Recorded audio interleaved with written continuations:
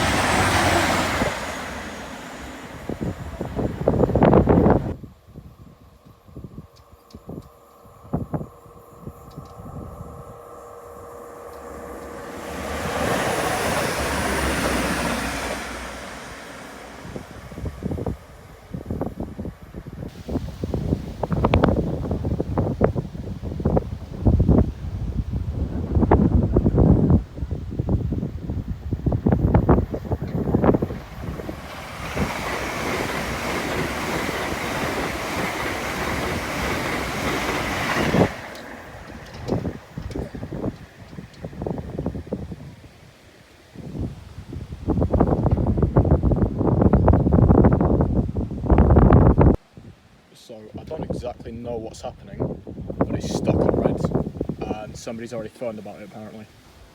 So we'll see if Network Rail Shop, no clue if they do.